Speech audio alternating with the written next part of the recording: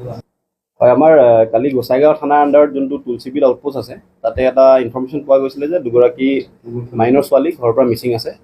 Accordingly আমাৰ ৰাতি patrolling party search কৰিলে আৰু গাঁওবাসীৰ সহায়ত আমি ছোৱালী দুগৰাকী উদ্ধাৰ কৰিবলৈ সক্ষম হৈছোঁ। আৰু তাতে কিছুমান ৰাতি এলিগেশ্যন আহিছিলে যে এজন ব্যক্তিৰ লগত তেওঁলোকে পলাই যাব পাৰে বা তেওঁৰ কিছুমান ইনভলভমেণ্ট আছে নেকি। গতিকে তেওঁকো আমাৰ থানাত আমি সোধপোছৰ কাৰণে আমি অলৰেডি থানাত তেওঁলোক ডিটেইন কৰিছোঁ। আৰু এতিয়ালৈকে আমি ছোৱালীকেইজনীক যিকেইজনী মাইনৰ ছোৱালী আছিলে তেওঁলোকক আমি মেডিকেলি টেষ্ট কৰালোঁ আৰু বৰ্তমান আমি চাইল্ড ৱেলফেয়াৰ কমিটিৰ আগত প্ৰডিউচ কৰিছোঁ। মেডিকেল টেষ্টত এদিনতে ৰিপৰ্ট নিদিয়ে, তেওঁলোকে আমি ডক্টৰৰ লগত কথা পাতিছোঁ। প্ৰিলিমিনাৰী যোনটো আমাক কৈছে ভাৰ্বেলি, তাত আমাৰ কালি কোনো ছেক্সুৱেল এনকাউণ্টাৰ তেওঁলোকে অবজাৰ্ভ কৰা নাই। কিন্তু যিহেতু কিছুমান টেষ্ট বাকী আছে, গতিকে 2 দিনৰ ভিতৰতে আমাক পুৰা প্ৰপাৰ ফাইনেল ৰিপৰ্টটো তেওঁলোকে ছাবমিট কৰিব। আমাৰ আগত যিটো ষ্টেটমেণ্ট দিছে আমাৰ ওমেন অফিচাৰৰ আগত লগতে ডক্টৰৰ আগত, তাত তেওঁলোকে এইটো ষ্টেটমেণ্ট দিছে যে কালি তেওঁলোকে যোনজনৰ এগেইনষ্টে কেছ বা এটা এলিগেশ্যন আহিছে তেওঁৰ লগত কালি কোনো সংস্পৰ্শত অহাই নাই।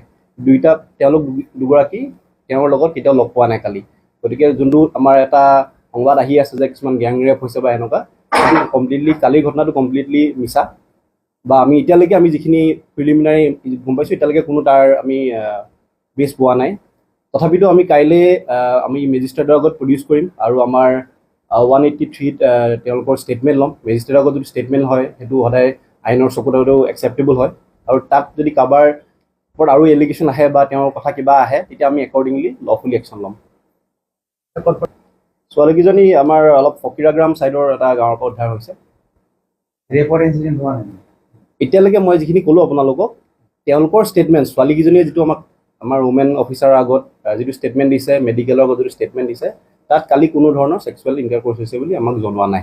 কিন্তু কাইলৈ আমি তথাপিতো মেজিষ্ট্ৰেটৰ আগত যিটো ষ্টেটমেণ্টটো একচেপ্টেবল হয়, গতিকে আমি কাইলৈ 183 BNSS মতে মেজিষ্ট্ৰেটৰ আগত আমি লৈ যাম আৰু তেওঁলোকৰ ষ্টেটমেণ্ট আমি ৰেকৰ্ড কৰাম। তাত যদি কোনোবা এনি কগনিজেবল অফেন্স বা কোনোবা ৰেপৰ মেনশ্যন কৰে, আমি যাৰ এগেইনষ্টে যি একশ্যন ল'ব লাগে আমি একৰ্ডিংলি আইনমতে ল'ম।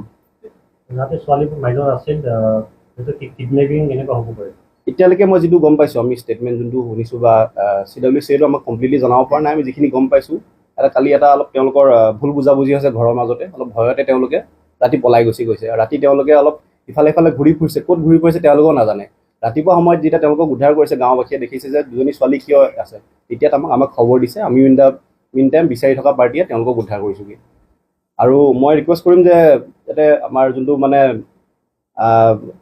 এই ইটো সিটোৰ কাণে কোৱা কথাত বিশ্বাস নকৰি যাতে আমাৰ সকলোৱে আইন শৃংখলা বজাই ৰাখে, আমাৰ আইনৰ ওপৰত ভৰসা ৰাখে। আমি গোটেইখিনি যিটো লিগেল একশ্যন ল'ব লাগে, যদি কাৰোবাৰ কিবা অফেন্স ওলাইছে, কাৰোবাৰ ইনভলভমেণ্ট ওলাইছে, আমি পূৰা প্ৰপাৰলি একশ্যন ল'ম। খালি মই যাতে এইটোৱে অনুৰোধ কৰিছোঁ যাতে আপোনালোকে যদি কিবা এটা ইনফৰ্মেশ্যন ট্ৰেন্সমিট কৰে, গতিকে আমাক কাইণ্ডলি সুধি ল'ব পাৰিব। আমি যিখিনি আমাৰ ৰিলায়েবল আমাৰ যিখিনি আমি ইনফৰ্মেশ্যন পাওঁ ইনভেষ্টিগেশ্যন আপোনালোকক জনাই থাকিম আমি। হয়, তেওঁলোকক সোধপোছ কৰা আছে। যিহেতু এটা এলিগেশ্যন আহিছে, ছোৱালীকেইজনীৰ ফালৰ পৰা অহা নাই, কিন্তু যিহেতু ঘৰৰ মানুহে কিছুমান কথা কৈছিলে, গতিকে আমি সোধপোছ কৰাৰ কাৰণে বাঞ্ছনীয় তেওঁলোকক আমি এতিয়া সোধপোছ কৰি আছোঁ। কিন্তু তেওঁলোকক কোনো ডিটেনশ্যন বা এৰেষ্ট কৰা নাই আমি এতিয়ালৈকে, কিন্তু আমাৰ হাততে আছে তেওঁলোক। পিক আপ কৰা হৈছে, হয়, তেওঁলোকক আমি সোধপোছ কৰি আছোঁ।